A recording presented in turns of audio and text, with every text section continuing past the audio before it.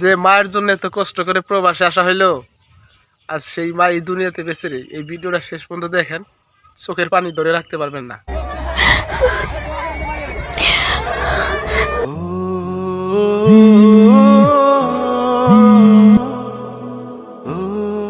ভাবি কেমন আছেন?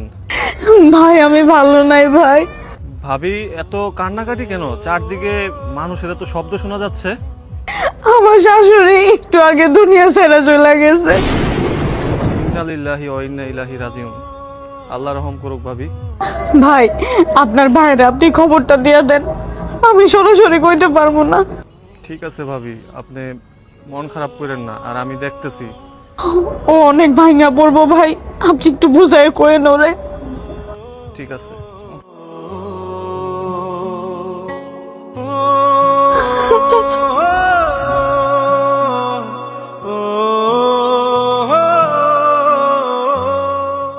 সোহাগ, আজকে তো আমগো ছুটির দিন, আজকে সন্ধ্যার সময় মার্কেটে যাবো না।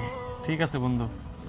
আসল কথা কি, আমার মায়, আমার চাচা, আমার খালা এগোর কাছ থেকে টাকা নিয়া হাওলাত কইরা মায়ের যে কানের দুল, হাতের বালা এগুলা বিক্রি কইরা তারপরে আমার প্রবাসে পাঠাইছে। সবই তো জানি। এখন বেতন যেহেতু পাইছি, আজকে বিকালে আমরা সবাই মিলে একটু মার্কেটে যাবো না, আমার মায়ের লেগে একটু কানের দুল কিনবো। ভালো হয়েছে, চাচি আম্মাই অনেক খুশি হইব। চাচি আম্মাই যে কষ্ট করে তোরে পাঠাইছে। হ্যাঁ ভালোই হইব, আমি আমার আম্মা লাগে কিছু স্বর্ণ কিনবো। সোহাগের চেহারাটা এমন দেখা যাইতেছে কি লিগা, কান্না করতেছে।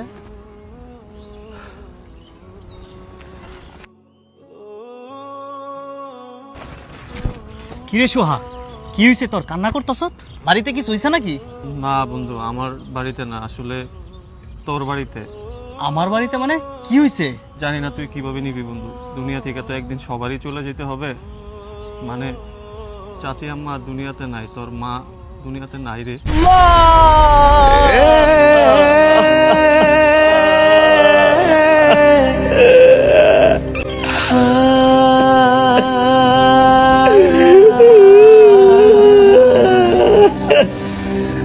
oh, oh, oh.